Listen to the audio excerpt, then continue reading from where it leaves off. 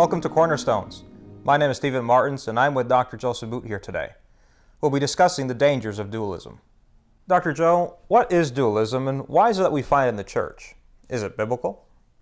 Well, dualism can be an equivocal term because in one sense Christians are dualists in that we believe that there are two types of being. There is the uncreated being of God, and there is created being, the world, and everything that's in it. So in that sense, we have what we might call what Dr. Peter Jones has called, I think helpfully, a twoist understanding of reality, in that there is the uncreated being of God and there is the created reality of everything else, and that God is utterly transcendent. He doesn't in any way collapse into his creation. So we make that distinction first. But in this particular context of the ideas of dualism affecting the church, we're actually talking about a very different idea, a Greek idea. And for the Greeks, the gods and everything else emerged from some kind of primeval chaos. In the end, there was only one basic reality. But out of that basic reality, there was a distinction. And for the Christian worldview, this is an artificial distinction. There was this notion that there was a division between matter or creation and idea or spirit, and that the one was somehow lesser than the other, or less than fully real.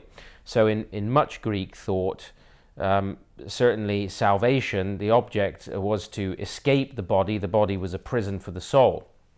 So in a sense you had a two-story view of reality, and in the lower story was the material world, was in a sense the creation. We would say there was a sort of radical, sacred, secular divide. You had the realm on the one hand of spirit, mind, and idea, and there you had spirituality. And then on the other, in the lower level, you might have the body, the emotions, creation, the world of work, and everything else. And so, in a sense, the goal was to escape that. And actually, if you look at most paganism, most pagan and Eastern religions, they denigrate the material world. It's less than fully real, and the goal is escape from the real world, from God's creation. It's actually escape from creation into nirvana or Brahman or whatever else. So dualism is this dividing up of reality into, in a sense, two stories or two layers, in which ideas and spirit and mind are in one, and then the created body and other aspects are in the lower story. Now that idea, because the Christian church is preaching the gospel into the Greco-Roman world, that idea infiltrated the church. It's not a Hebraic idea, it's not a biblical idea, but it made deep inroads into the mindset of many in the church, in fact many Christian apologists. Now Augustine, in part, his story of a movement, in a sense, away from the Christianity of his mother, into Platonism, and then later into Manichaeanism, which was Mani was a kind of a heretic who'd really bought into a dualistic understanding of reality. So you had this very sharp division between the world of ideas and spirit and light, and then the world of material bodies, law, and so on. Perhaps a more subtle but no less dangerous form of this dualism crept in with Marcion. He was another heretic who was eventually condemned by the early church, who argued that the creation was actually, the material world was the work of a demiurge. The Old Testament was the work of another God. God, in a sense, on a lower story, and that actually the God of the New Testament, although he rejected many portions of the New Testament as being infected with that Hebraic idea, was somehow a God of light and grace and love, and the lower story had to be rejected, and so large portions of Scripture were turned out. That idea, even though condemned, it never fully disappeared in the life of the church. And so you see it reflected in the ideas today, for example, of pietism, that true Christianity, true piety is purely about your inward life, your spiritual life, about going to heaven.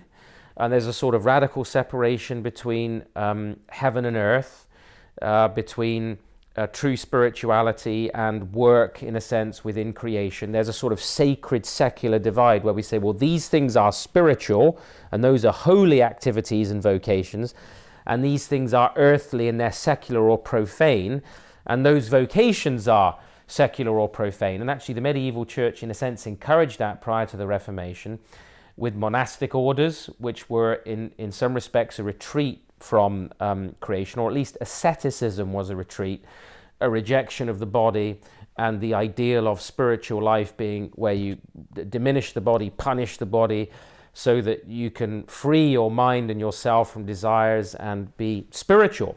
We talk about spiritual retreats even today, don't we, as evangelicals? And in a sense, we mean coming away to reflect on higher things. So it's come down to us through the medieval church in the forms of asceticism and to a certain extent monasticism, and in modern evangelical asceticism, which is a kind of a radical pietism or separation from the things of the world. And as such, it has been destructive, and it's maintained a presence throughout the history of the church.